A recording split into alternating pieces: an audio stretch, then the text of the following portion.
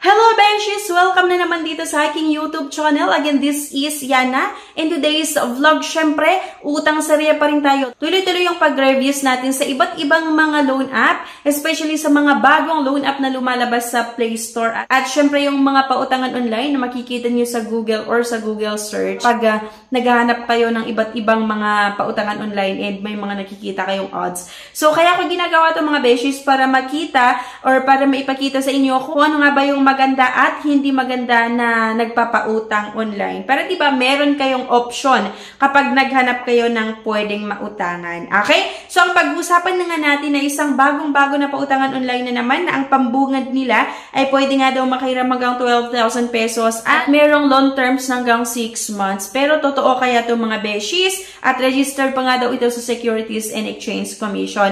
Pero bago natin ituloy na pag-usapan to, panoorin nyo muna ito. But before anything, subscribe na para makasali sa pa-GCash at cellphone giveaways na mai-announce every 25th of the month. Mechanics. 1. Find the 3 words in this video. 2. I-comment ang 3 words in order. 3. Like this video, subscribe, comment, and share. Let's get back to the topic at ang pag-usapan nga natin ay itong bago nga na loan app na naman na itong si Bene Online. Ano to? Ben? Online cash loan app under sa Wing of Integrity Lending Corp. Ito mga Beshies, last updated December 7, 2023 at bagong-bago nga talaga ito. Ewan ko kung nagpalit nga ba ito ng pangalan or hindi. At kapag i-open nyo nga, agad-agad na makita nyo yung sinasabi ko kanina na pwedeng makahiram hanggang 12,000 pesos at syempre first time ko na umutang dito, tas 12,000 agad-agad nga itong pambungad nila. Pero totoo kaya ito? At ito ay sinasabi ko na 90 to 180 days daw na loan term. Click lang natin yung instantly apply at ito na nga, same with other loan app na kailangan yung maglagay ng inyong phone number. Sana mga Beshi, mapanood nyo nga yung buong video na ito para makita natin kung okay nga ba talaga siya na pwedeng mautangan or hindi. Dito, may mga kailangan tayong sagutan, yung identity information, personal information, work, at contact information, and then additional information.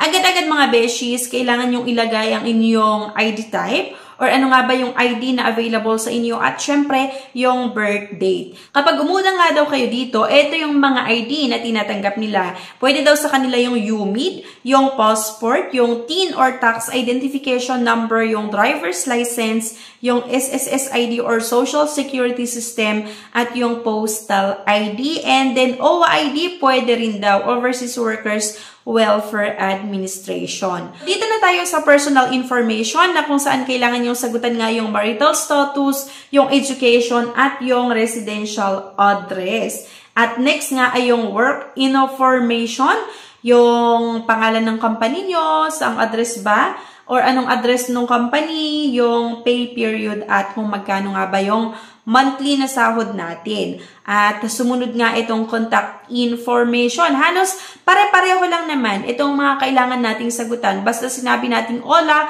or mga pautangan online, halos pare-pareho lang yung mga personal information, contact references, mag-upload ng isang valid ID. So, meron pa nga itong facial recognition. Kapag tinuloy nyo nga na mag-apply dito mga Beshies, ito doon sa 12,000 na pambungad nila, ito sa dulo, meron nga daw pagpipilian. Ito ni A or Ben A, tas C, D, B. Pwede daw makahiram ng 3,500 hanggang 15,000 pesos. Click lang natin yung evaluation. At kung makikita nyo dyan, merong 26 second na antayin ko daw. And then, eto, doon sa 12,000 na pambungad nila na pwedeng mahiram, 3,000 lang pala yung pwedeng mautang, especially kung first time nyo nga na manghiram, kagaya niyan.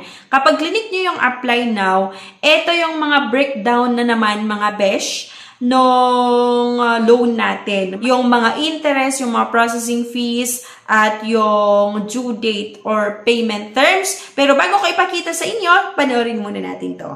If declined sa bank and other loan apps, pwede niyong subukan yung ibang options.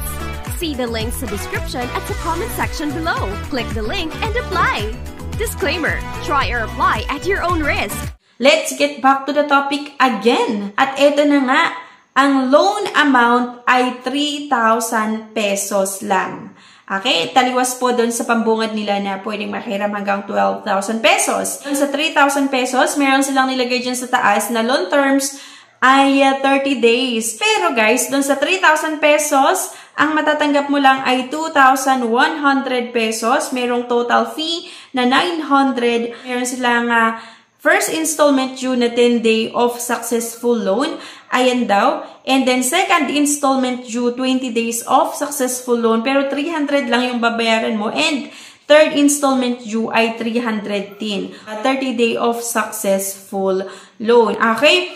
Pero dito mga beshies, sa first installment due na 10-day of successful loan, 2,400 agad-agad yung babayaran mo. At ang susunod na lang na babayaran mo doon sa second installment at third installment due ay tigti 300 pesos lang. Ayun, so mamimili ka lang kung anong gusto mo or kung saan mo gustong matanggap yung loan proceeds. Pwede nga daw sa M. Lulier, sa GCash, sa Coins, sa RD Pawn Shop, at sa PayMaya. Submit lang natin yung ating loan application at mag-aantay nga ng pag-process nila ng ating loan application. And ayan nga, submit successfully, pay attention to the verification call. So after ilang minuto na pag-aantay natin, eto na nga mga be. Nag-apply ako ng January 5 and then eto, yung na-approve nga ay 3,000 pesos at 30 days nga daw yung ino-offer nila na payment terms.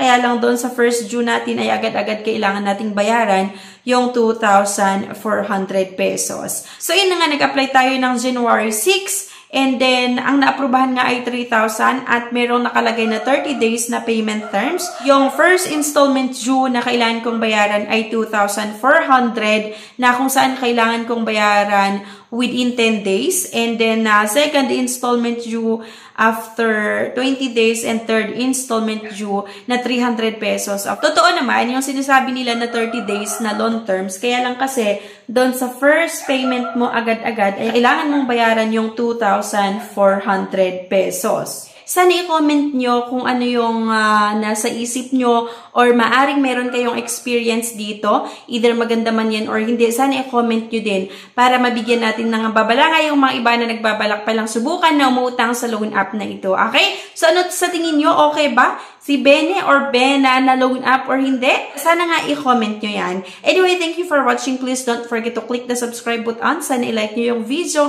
at i-share nyo na rin sa mga kakilala nyo. Thank you guys at see you on my next video. Bye-bye! No time to apply for a bank personal cash loan? Yana's here to help you.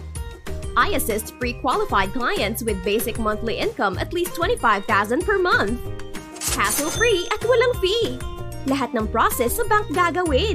2 to 5 banking days lang approval. Loan up to 2 million.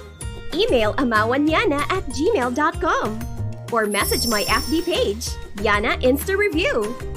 Note, qualifications may vary subject to the bank's terms and policies.